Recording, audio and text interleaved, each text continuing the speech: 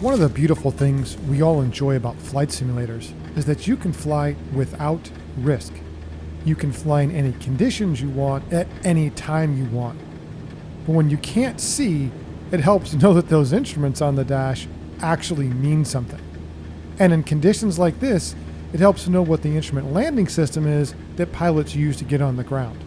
But we don't do that. We just jump in game, grab a 747, throw an Iron Maiden livery on it, skip ground school, and go to a hot jet. We're talking about one of the most complicated jets known to man, and you're going to go ahead and just jump right in the cockpit, and there are buttons everywhere. Systems and buttons and systems and more buttons. It's just too much to deal with, right? Can't be bothered to learn. So we just firewall that throttle, rev those engines, and away we go. Go? Maybe more throttle. More stick? Oh yeah, the parking brake. Now I'm a pilot. But before we get in the air, maybe I should learn how to land? Perhaps with the instrument landing system? And how about a simpler plane? Like the Cessna 152. You know, where many pilots start. Okay, cadet, here is the approach plate. And there is a ton of important information. But we're going to skip all that nonsense and go straight to our comm and nav radios. First, let's turn off that pesky air traffic control. We don't want to hear them, we don't want to have to ask for permission, and we certainly don't want to have to follow their instructions. Now, let's tune to the nav frequency so we can follow the little plus sign when it's time to land.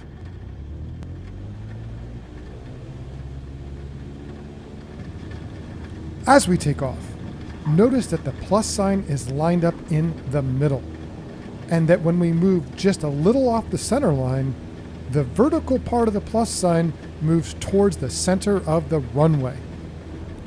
The closer you are to the signal, the more sensitive it is. As we come back over the runway, you will see it line back up. Since we nailed that takeoff, let's bank left and see if we can get turned around and line back up. With how beautiful it is up here today, I'm sure glad we've got these 1970s gauges to guide us. But maybe we should fly low enough to see the ground.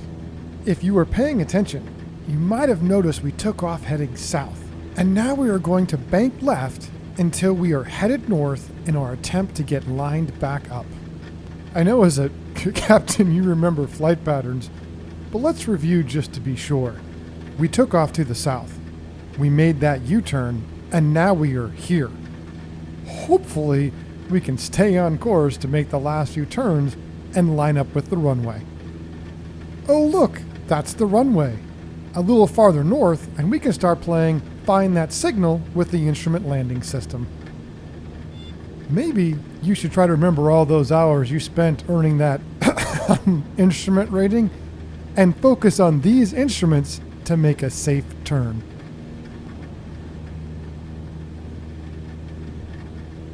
The airport is to our left, but we can't see that. Our only hope is to wait for that vertical line to move and point out the runway. And wow, that line is moving fast. We should expedite our turn and keep our eyes peeled for that paved strip of heaven.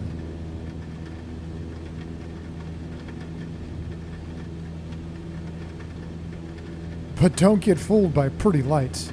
Focus on that plus sign to bring us home in one piece. Tally ho, that's the airport. But you knew that. So stay on top of it and let's make a landing we can both walk away from. See those 4 lights to the left of the runway? You want 2 white and 2 red. All red means dead. And you will see that the horizontal line of the plus sign shows you are too low.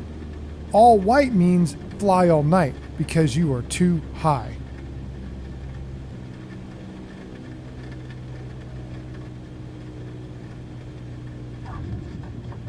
Now that you've landed like the big boys, you get to park with them? Or maybe not. But that's okay. Let's try another plane. How about the TBM 930? A more modern aircraft with a Garmin avionics package that's safer in bad weather.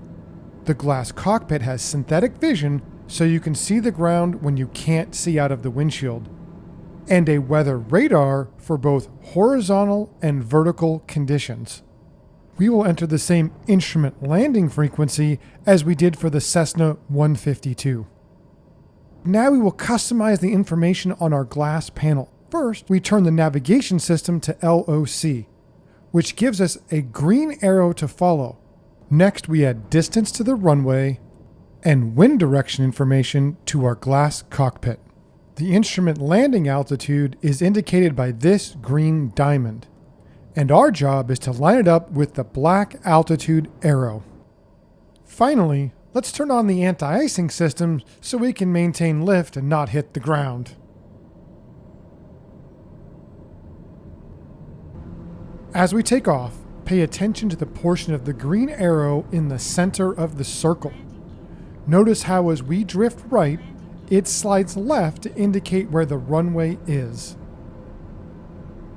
And as we come back to the center of the runway, you will see the arrow line up again with the outer circle portion. This is the picture we want when we're on final approach for our landing. Now that we have cleared the runway, we can initiate our U-turn. But this time our synthetic vision will let us climb up to a safer altitude.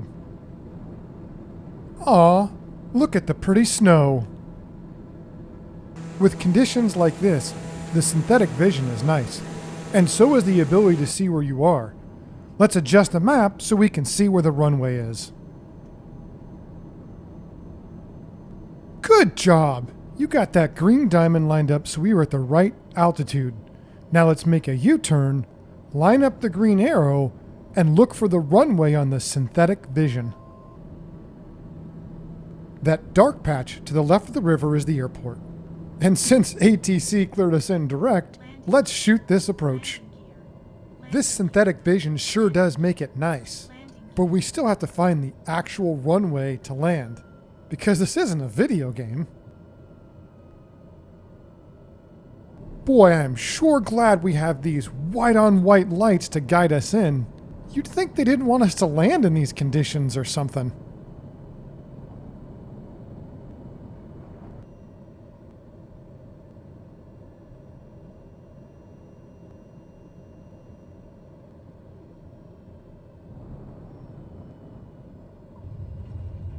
Since you nailed another landing, let's taxi on in and grab our private jet for our last and most difficult challenge, a bad weather night landing in the Cessna Longitude.